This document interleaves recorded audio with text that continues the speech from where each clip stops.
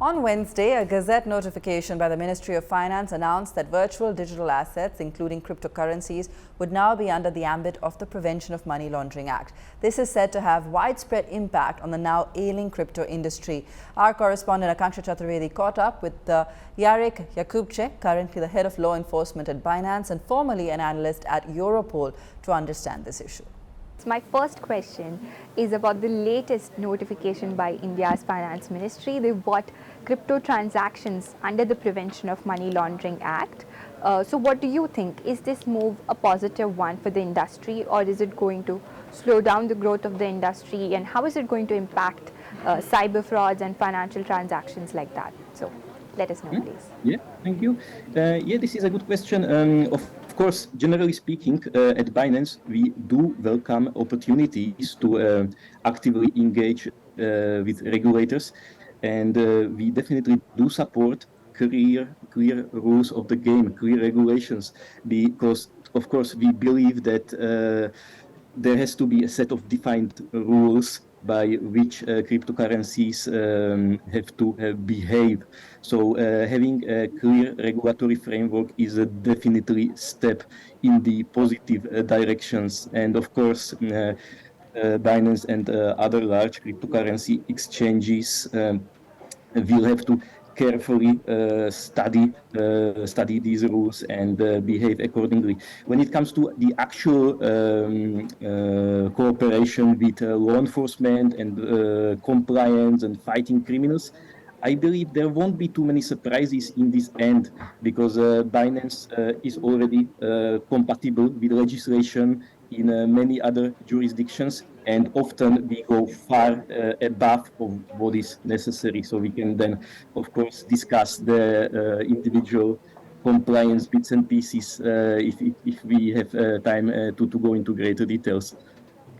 So since you just mentioned that Binance has several times, cooperated with law enforcement agencies and governments to curb money laundering, could you tell us about a few instances where they worked with the Indian agencies, say the Enforcement Directorate, to curb cyber fraud in India? Indeed. As you can imagine, like somebody who has 12 years of experience and moved to Binance last year, it is of really great personal importance for me to support law enforcement investigations around the world. So I have to say that we do support criminal investigations in India and other jurisdictions. So far, we have had a very positive experience supporting Enforcement Directorate investigations, as well as working with other law enforcement agencies. An example of such practical cooperation would be our support of the e-nuggets investigation, investigation that has generated a lot of media interest over the last few months.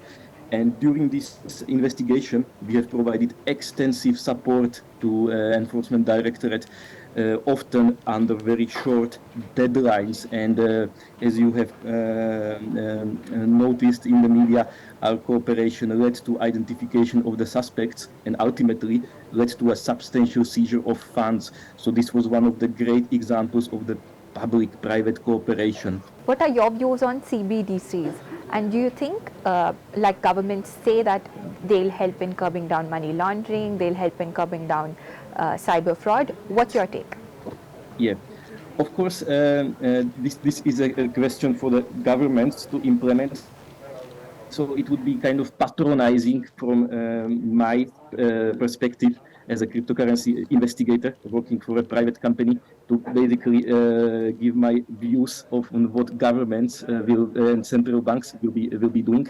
But ultimately, the question is what the customers will use. Ultimately, it depends whether this will be something that the inhabitants in the country will be comfortable with, and if this is something that if this is something that will be practical for everyday use of people. As someone who's worked in the law enforcement, what are some tips that you'll give, that you would like to give to people, especially in India, so that they don't end up losing their money?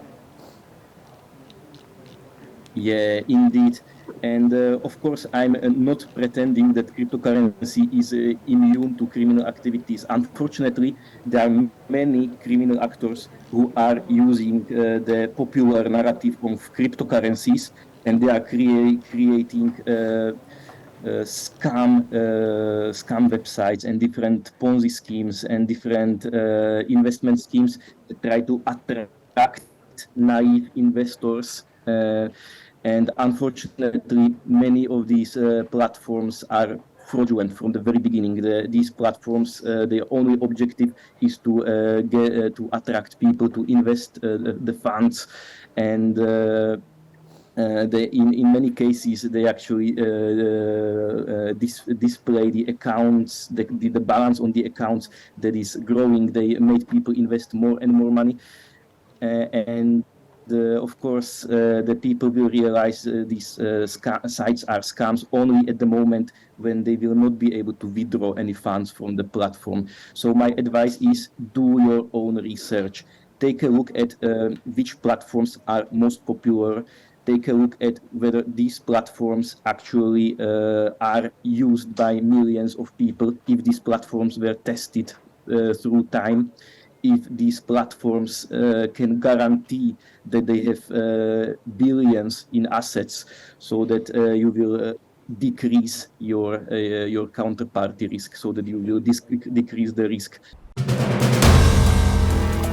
If you like the video, do like, comment, share and subscribe.